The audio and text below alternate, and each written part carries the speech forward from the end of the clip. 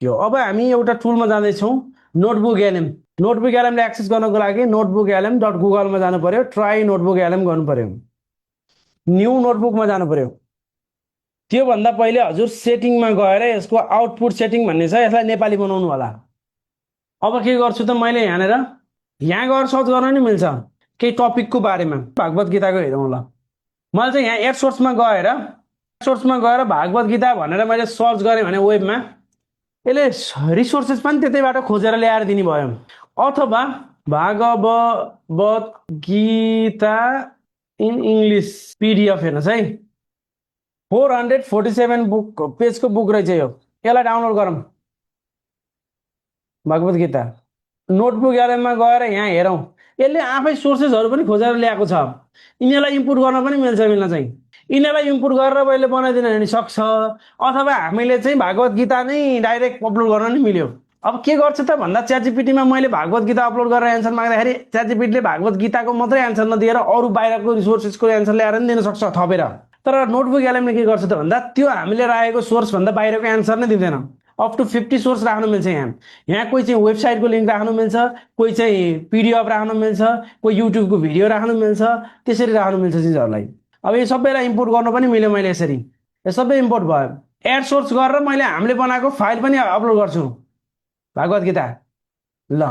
अब यसलाई हेरौँ, यसमा चाहिँ के छ, विकिपिडियाको भागवत गीताको लिङ्क पनि यसले राखेको रहेछ, त्यसपछि भागवत गीताको यो लिङ्क राखेको रहेछ, युट्युब भिडियो राखेको रहेछ, भागवत गीताको किताब राख्यो, सबै चिज राखिरहेको छ यसले। भागवत गीताको पिडिएफ हामीले अपलोड गऱ्यौँ होइन, सबै चिज राखे, भागवत गीतासँग रिलेटेड सब सर्च गरेर राख्यो यसले। तर यो सर्च गरेको सिस्टमहरूमध्ये कोही चाहिँ रङ इन्फर्मेसन छ भने यहाँ झ्याउ हुन्छ फेरि। महात्मा गान्धी भन्नेतिर आयो, यो मलाई मन परेन क्या।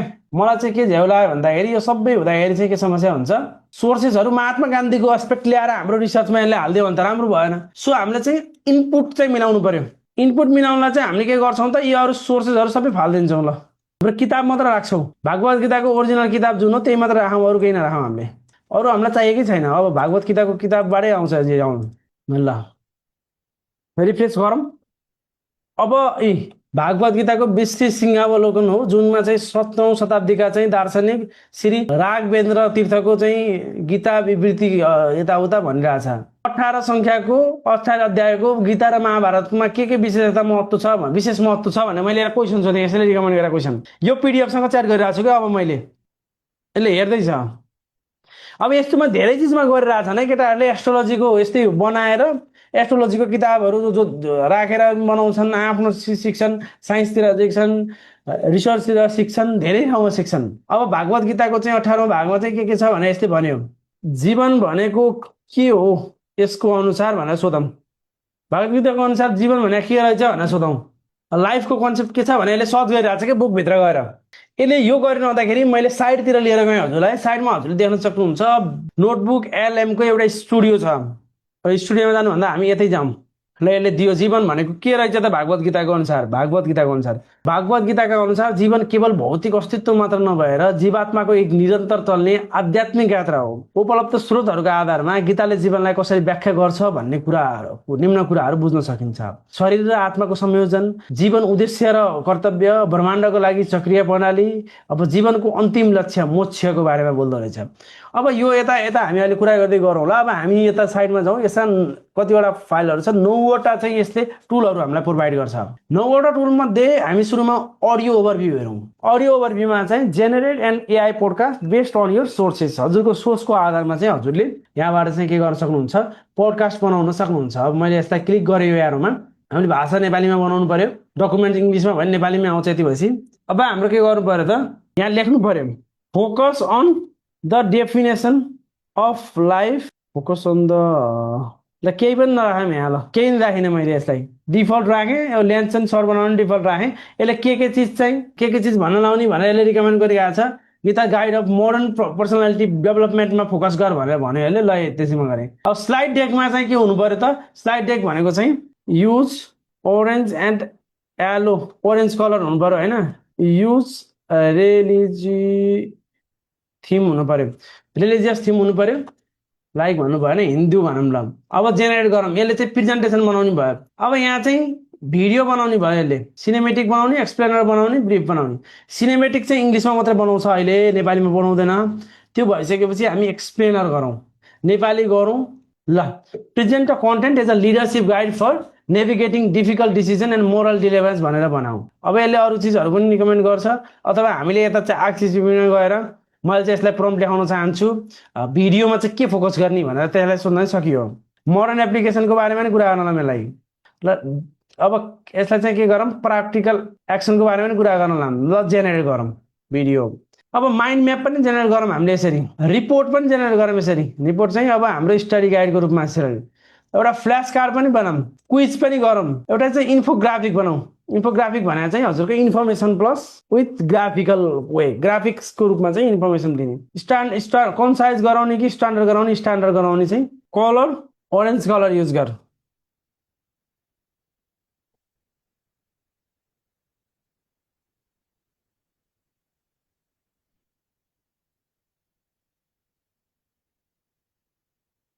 ल अब टेबल डाटा टेबल पनि भयो ल यति धेरै चिज 9वटा चिज चाहिँ यसले बनाउने भयो अब यसलाई हामीले साइडमा राखेर छोडिदिउँ यसले जेनेरेट गर्दैछ अब के चिज कस्तो बनाउँछ हामीले एकछिनपछि हेर्ने हो यहाँ काम गर्दैछ यसले है 9वटा चिजमा के बनाउँदो रहेछ एउटा सोर्स हालेर सोर्स चाहिँ एउटा मात्रै होइन धेरै हाल्न सक्छौँ हामीले भागवत गीतासँग रहेको 20वटा किताब हाल्न सक्छौँ म र भागवत गीता कुन राइटरले चाहिँ कसरी कम्पाइल गरेको छ भागवत गीताको कोर मिनिङ के हो 20वटाकै भएको भनेर हाल्न सक्छु होइन अब धेरै चिज हाल्न सकेँ मैले यहाँनिर धेरै सोर्स हालेर यसलाई सोध्न सक्यौँ अब यसले चाहिँ मलाई यो भन्यो ल 5वटा चाहिँ जीवन भनेको के हो यसको अनुसार भनेको यो भन्यो अब यसैलाई मैले यो भनेको चाहिँ कहाँबाट भनेको छ पेज अनुसार भनेको छ कि यसले कुन इङ्ग्लिसमा लेखेको डकुमेन्ट हो नि यो कुन पेजमा के लेखेको छ भन्ने यहाँ ठक्क छ 12 नम्बर पेजमा लेखेर छ यो चिज यो चाहिँ 8 र 9 नम्बर पेजमा लेखेर छ यो फेरि भागवत गीता इङ्ग्लिसमा छ हामीले नेपालीमा पढिरहेको संस्कृतको छ भने नेपालीमा पढ्न पाइयो नेपालीमा छ किताब तर इङ्ग्लिसमा हजुरले च्याट गर्न पाउनु भयो सँग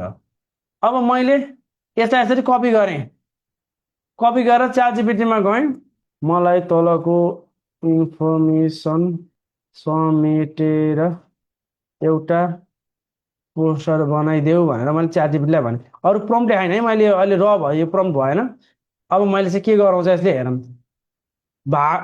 भागवत गीताले च्याट गर्नु पायो क्या जीवनको कठिन टाइममा कसरी के गर्ने भनेर गाइड गर्छ भनेर सोधौँ यसलाई भागवत गीताको उपदेश नै जीवनको एक अत्यन्तै कठिन र सङ्कटपूर्ण स्थिति कुरुक्षेत्रको मरुभूमिको पृष्ठभूमिको हो जहाँ अर्जुन र आफ्ना प्रियजनहरू गुमाउने डर र शोकले विफल भई अब कर्तव्यबाट भाग्न खोजेको थिए कठिन समयमा सङ्कटलाई कसरी सामना गर्ने भनेर गीतालाई निम्न अनुसार चाहिँ मार्गदर्शन गर्दछ भने फलको आशा नगरी कामको कर्तव्य पुरा गर्ने आसक्ति र मोहको त्याग गर्ने र अर्को समभाव राख्ने अरे अर्को मनको नियन्त्रण गर्ने अर्को काम इच्छा क्रोधमाथि विजय अब यसले मजासँग सिकाउँछ हामीलाई गाइड गर्छ यता साइडमा चाहिँ हामीले यसले 9वटा सोर्समा चाहिँ अब काम गर्दैछ यो हामी हेर्छौँ यता पोस्टर बनाउनु दिएको यसले यस्तो बनाएछ है भागवत गीताको अनुसार चाहिँ के गरेछ त जीवनको व्याख्या गरेछ यसले फेरि भागवत गीताका अनुसार जीवन केवल भौतिक अस्तित्व मात्र नभएर जीवात्माको एक निरन्तर चल्ने प्रतिक्रिया हो भनेर यसले 4वटा चिजलाई चाहिँ मेन्सन गरेर रहेछ राम्रो छ कि यसले मन्त्र सन्त्रहरू समेत लेखिदिन्छ कि हेर्नु न भागवत गीताको 2.47 को श्लोक रहेछ यो गीताका अनुसार जीवन भनेको एउटा यस्तो अवस्था हो जहाँ मानिसले आफ्नो फलको आश र संसारिक मोह त्यागेर कर्तव्यको पालना गर्ने आफ्नो आत्मालाई मोक्षतर्फ अघि बढाउँछ भनेर भन्यो धर्मकै किताब पढाए जस्तो भयो तर जस उहाँले भागवत गीता भन्नुभयो मलाई नि इन्ट्रेस्टिङ लाग्यो कि यो अहिले रिलिजियस चिजलाई चाहिँ कसरी पोर्ट्रे गर्दो रहेछ भनेर मलाई हेर्न मन लाग्यो कि अरू टपिकमा चाहिँ यसले अझ राम्रो दिन्छ क्या आन्सर साइन्सको टपिक हाम्रो प्रोडक्टिभिटीका टपिक टेक्ससँग रिलेटेड कुराहरू चाहिँ राम्रो दिन्छ यसले होइन यो रिलिजियस कुरामा चाहिँ कसरी दिँदो रहेछ भनेर बुझ्न मन लाग्यो एकजना साथीले सुरुमै फेरि मलाई यहाँ च्याटमा पनि के को इक्जाम्पल गरौँ भन्दा भागवत गीता नै भन्नुभयो त्यही भएर अब हामी चाहिँ के गरौँ त भने यहाँनिर हेरौँ यसले बनाएको चिजहरू फर्स्टमा यसले के बनायो त भन्दाखेरि इन्फोग्राफिक्स बनायो यो श्रीमद् भागवत गीता जीवन र दर्शनको सार भनेर ओरेन्ज कलरमा गीताको संरचना र विभाजन चाहिँ 701वटा श्लोक रहेछ 18 अध्याय रहेछ कुरुक्षेत्र मनको प्रतीक भनेर भन्यो अब यसो भन्यो यहाँदेखि चाहिँ ज्ञान प्राप्त गर्ने प्रक्रिया रहेछ दिव्य स्वरूपको ज्ञान रहेछ 7 देखि 12 सम्मको अध्यायमा दार्शनिक पुरावृत्ति रहेछ 13 देखि 18 कति सजिलो छ भागवत गीतै पढौँ भने हामीले बुझ्नु भयो कि हेर्नु न मलाई थाहा थिएन क्या अनेस्टली भागवत गीतामा 18वटा अध्याय छ भने त थाहा थियो तर कुनमा के छ भने थाहा थिएन 701वटा ऊ हुन्छ भने मलाई थाहा थिएन अनि महाभारत र युद्धको चाहिँ 18 दिन हुँदो रहेछ, 18 खण्डहरू हुँदो रहेछ। अनि दार्शनिक शिक्षाहरू चाहिँ 3वटा शिक्षा दिएर चाहिँ यसले निष्कर्म काम गर्ने, आत्माको अमरताको बारेमा र व्यक्तित्व विकासको मार्गदर्शक भनेर यस्तो इन्फोग्राफिक्स बनाइदियो। हेर्नुहोस्, ओके, एउटा यो बनायो। अर्को चाहिँ के बनायो त भन्दाखेरि अब हामी यहाँनिर जाउँ, टेबल बनायो यसले यसरी कर्मयोग यताउता भन्दै बनाइरहेको छ। मोक्ष, सन्यास योग, भक्ति योग, योगहरूको टेबल बनाएछ कि यसले श्लोकमा चाहिँ कहाँ हो सोर्स भनेर टेबल पनि बनाइदिने भयो यसले। अर्को चाहिँ के बनाउनु भयो त भन्दाखेरि हाजिर जवाब पनि बनायो गीतासँग रिलेटेडै। यो गीतासँग रिलेटेड बनायो नि त, तपाईँको किताब हो भने किताबसँग बनाउनु भयो। तपाईँले जे टपिकमा योसँग कुरा गर्नु भएको छ त्यही टपिकसँग रिलेटेड बनाउनु भयो। तपाईँले हामीले फर्स्ट डेमा पढेको कोर्सको बारेमा बनाउनु भने त्यसैको बारेमा बनाउनु भयो होइन। अब भगवत गीताको उपदेश अनुसार रथको रूपकमा सारथी केलाई प्रतिनिधित्व गर्छ? मलाई चाहिँ थाहा छैन है, इन्द्रियहरू होला, बुद्धि रहेछ है छैन। अब जे होस्, यो पढेपछि अध्ययन गरेपछि योसँग क्विज खेल्न मिल्यो। अर्को चाहिँ यसको के छ त भन्दाखेरि माइन्ड म्याप पनि छैन भागवत गीता भनेर। अब यसलाई चाहिँ ब्याकग्राउन्ड एन्ड कन्टेक्स्ट के हो त भागवत गीताको भन्दाखेरि महाभारतको एपिक रहेछ, कुरुक्षेत्र, अब कन्फ्लिक्ट अफ पाण्डव र कौरवहरूको कन्फ्लिक्टको बिचको रहेछ भनेर यसले माइन्ड म्याप गराउनु मिल्छ। अब स्ट्रक्चर के छ त भन्दाखेरि यति भर्सहरू छ, यति चाहिँ च्याप्टर छ। अब 3 मेन सेक्सन्सहरू रहेछ, 1 देखि 6 चाहिँ part to divine knowledge, 7 to भनेर यति चाहिँ सेक्सन्स वाइज छुट्याइदियो। सिग्निफिकेन्स अफ 18 नम्बर भनेको चाहिँ 18 डेजको अब 18 दिनको युद्ध चलेर छ, 18 को भोल्युम रहेछ महाभारतमा। यस्तो रहेछ अब 18 अङ्क भन्ने। अब हामीलाई थाहा थिएन, यसले चाहिँ यसरी सिकाउने भयो माइन्ड म्याप। अब अर्को चाहिँ गीताको फ्ल्यास कार्ड। भगवत गीता कुन महान भारतीय महाकाव्यको भाग हो? महाभारत। सी आन्सर गर्न सक्यो कि कुरुक्षेत्रको युद्धभूमिमा सञ्जयले कसलाई युद्धको विवरण सुनाइरहेको थियो भन्दा धृतराष्ट्र रहेछ। आफूले भन्ने हो कि यहाँ 60वटा फ्ल्यास कार्ड बनायो। तपाईँ क्विज खेल्न सक्नुभयो। यसले चाहिँ तपाईँलाई ग्यामिफाई गराइदियो के, तपाईँको लर्निङ प्रोसेसलाई ग्यामिफाई गराइदियो। मैले चाहिँ एआई सिक्छु, मैले चाहिँ अब बिजनेस सिक्छु, एमबिए सिक्छु, अब मार्केटिङ सिक्छु, सेल्स सिक्छु, के सिक्छु नि मैले डिफ्रेन्ट चिज। त्यो सिक्दाखेरि त्यसको कन्टेन्ट यहाँ ल्याएर हामीले चाहिँ कन्टेन्ट अपलोड गरेर त्योसँग गेम खेल्न मिल्यो। यसरी गेमिफाई भयो। गीताको पहिलो श्लोकमा कुरुक्षेत्रलाई कुन नामले सम्बोधन गरिएको छ? मलाई थाहा छैन। धर्मक्षेत्र भनेर छ। अब धर्मक्षेत्र भनेको भए यो क्लिक गर्ने, क्वेसन आन्सर चेक गरेर, होइन भने चाहिँ यो गर्ने, आफैले चेक गर्ने हो क्या आफ्नै एबिलिटी। पाण्डव सेनाको सैन्य संरचना देखेपछि दुर्योधन कुन गुरुको नजिक गए? द्रोणाचार्य भन्ने यसरी गर्ने। अब यो स्टुडेन्टलाई किन सिकाउन आवश्यक भयो त? किन सिकाउन आवश्यक भयो भने स्टुडेन्टले चाहिँ च्याप्टरहरू अपलोड गरेर किताबको गेम खेल्दै सिक्न सके। अर्को स्टडी गाइडै देखाइदियो। भागवत गीताको बारेमा चाहिँ एउटा रिपोर्ट बनाइदियो यसले। हाम्रो इङ्ग्लिसमा थियो नि त भागवत गीता, अब यसले चाहिँ नेपालीमा बनाइदिएको छ कि सबै बुझिने गरी। अब संस्कृतमै भएको किताबहरूलाई पनि पढ्न पाइयो यसरी हाम्रो नेपालीमा। अब लास्टमा चाहिँ हाम्रो के रहने भयो त? 3वटा रह्यो अब है। 3वटामा चाहिँ के छ? एउटा चाहिँ प्रेजेन्टेसन बनाइदिने भयो। यस्तै पावर पोइन्ट प्रेजेन्टेसन बनाइदियो गीतामाथि। अब कस्तो बनायो हेरौँ है त ल। ओहो, कस्तो राम्रो बनाएको छ हेर्नु न। 13 पेजको बनाएछ है। प्रेजेन्टेसन हेर्नु न कति राम्रो बनाउँछ। ल हेर्नुहोस् है, हजुरले जे टपिक दिनुहुन्छ त्यहीसँग रिलेटेड बनाउँछ। यहाँ हामीले एउटा टपिक अब महाभारतको टपिक यो गीताको भगवत गीताको हाल्यौँ, तपाईँले जेको बनाउँदा पनि भयो। जीवनको रणभूमि अध्याय 1 छ, मोक्ष भन्दै बनाएछ। अब कर्मयोग, भक्ति योग, अब के हो यसलाई बुझाउनु पर्यो नि त हामीले खासै केही नबुझा टपिक भएर प्रेजेन्टेसन चाहिँ यसरी बनाइदियो। हे अच्युत, तपाईँको कृपाले मेरो मोह नष्ट भयो र मैले मेरो स्तुति फिर्ता पाएँ। अब म सन्देह रहित छु र तपाईँको आज्ञा पालना गर्छु भनिसकेपछि यस्तो भन्छ लास्ट भन्नुभएछ। हजुरले कन्टेन्ट भन्दा पनि यसको प्रेजेन्टेसनको स्टाइल हेर्नु न कुन लेभलको बनाइरहेको छ क्या, कस्तो बनाइरहेको छ हेर्नु त। एआईलाई ट्रेन गर्दाखेरि ओल्डको टप 10 मान्छेहरूको बनाएर ट्रेन गर्छ अरे क्या, गरेछ। ओल्डको टप 10 डिजाइनरले डिजाइन गर्न सक्ने खालको डिजाइन बनाउँछ यिनीहरूले प्रेजेन्टेसन। हेर्नुहोस्, अब यसले चाहिँ के गर्यो त, हामीलाई पोडकास्ट पनि बनाइदियो। भोलि म यो सुन्दै एयरपोर्ट लाएर अहिले अब घर जाँदाखेरि म अफिसबाट सुन्दै जान्छु। यो 23 मिनटको रहेछ। यदि कसैले भनौँ न आधुनिक कर्पोरेट बर्नआउट अनि यो अत्याधिक जानकारीले ल्याउने निर्णय क्षमताको ह्रास र डिजिटल युगको यो ध्यान भङ्ग हुने समस्याबाट बच्ने, यो मैले डिस्ट्र्याक्सनको बारेमा बनाउ भनेको थिएँ नि अघि नै। अब यो आधुनिक मानसिक सङ्कट र गीताको मनोविज्ञान भनेर चाहिँ मैले यो एकदम युजफुल हुन्छ जस्तो लाग्यो क्या यहीँ बस्दा बस्दै गीतासँग चाहिँ जोडेर हाम्रो डिस्ट्र्याक्सन छ नि त यहीँ मसँग तपाईँसँग बोल्दा बोल्दै चारचोटि फोन खेलाएँ त्यो गर्न हुन्थेन कि खासमा मैले म पनि डिस्ट्र्याक्टेड छु मेरो एटेन्सन स्प्यान पनि घटिरहेको छ त्यो हिसाबमा चाहिँ काम गर्ने गरी यो मैले पोडकास्ट बनाएँ म्यानुअल सिलिकन भ्यालीको कुनै मनोवैज्ञानिकले होइन बरु 5000 वर्ष अघि एउटा युद्ध भूमिमा तयार पारिएको थियो भन्यो भने के होला साँच्चै सुन्दा अलि पत्यार नलाग्न सक्छ किनकि हामी अक्सर प्राचीन ग्रन्थहरूलाई मन्दिरको कुना वा केवल धार्मिक अनुष्ठानमा मात्र सीमित राख्छौं एकदमै तर आजको हाम्रो यो गहिरो अध्ययनले भनौँ न त्यो पुरानो चस्मालाई पूर्ण रूपमा बदल्नेछ खासमा आज हामी डाक्टर गिरिधर बोरेद्वारा सङ्कलित र श्री राघवेन्द्र तीर्थको गीता विवृतिमा आधारित स्रोत सामग्रीहरूमा गहिरिएर छलफल गर्दैछौँ तर कस्तो राम्रो टपिक पठाउनु भएको छ क्या हजुरले हेर्नु न अब यो 30 मिनट 23 मिनटमा यसले